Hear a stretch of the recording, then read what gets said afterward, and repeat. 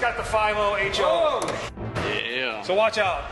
So when I was a kid, this was the car that my dad had. Although he had the old man colors, this was the car that we went around and did our family, our family errands in. And so it's always had a soft spot for Mark 7s. Sentimental value. The first car that I ever wrecked was a Mark 7. First car I got pulled over in was a Mark 7. So this car's got a spot in my heart. So now we start the vet section, and as you can tell already, I'm kind of a vet nut. Jeez. There's 8 just sitting right here. What was the point of getting so many? Why did you? Right.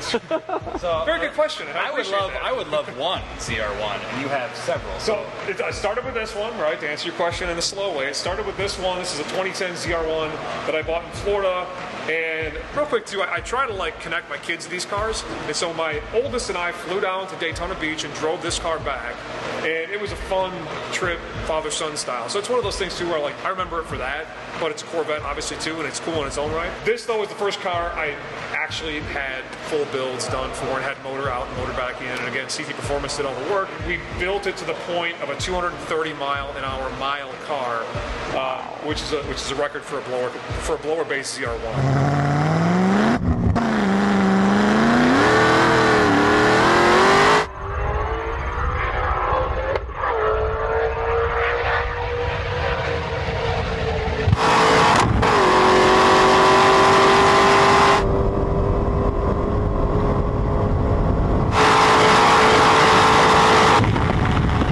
Answer your question. Once I got addicted to the cyber gray ZR1s, you start looking at well, how many did they make? What colors did they make? And they only made 4,000 and change ZR1s, which is not a lot in general. And then I discovered that buddies and I had discovered, not just me, but that some of these cars are really rare in terms of what they are. And so as we get further back, there are cars that are I have a 1 of 11 car, I have a 1 of 35 car, a 1 of 61 car, a 1 of 54 car, just because their colors are weird. And Corvettes are strange because since they share the line with the base Corvette, which old men buy too, right, like me, that pick colors that are oddball, you have these colors available to ZR1 buyers. They just never get bought. So the cyber gray gets bought, black gets bought, white gets bought because they're more generic, they look good in any light, they're one of those cars that are safe, colors that are safe.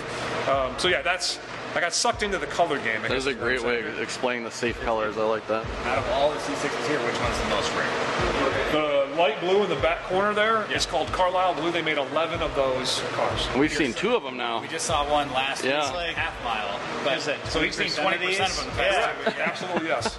And kudos to that guy because he took a car that was rare and modified it. Kudos, man. So you got your first ZR1 here. Yep. Going down the line here, I see a Z06 next. Yeah, so the Z06, I bought that car modified. It's a Vengeance twin turbo build. I had wanted a TT car for a while, and I thought it was cool that it matched this car in terms of color.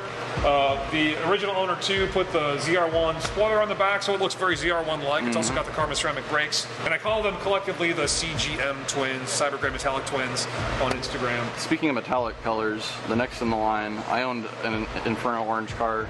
I'm sorry, yeah, that is the Inferno Orange. Yep. Okay, it looked red for a second. Sorry. That's why I got rid of mine. It's one of those ones that I'm not an orange car guy. I'm a gray guy, which is as boring as that is. But once I started focusing on the rarer colors, this car was local and it was available. So it was kind of like my first plunge into let's get the rarer colors. And this was early last year, I believe, right before COVID happened.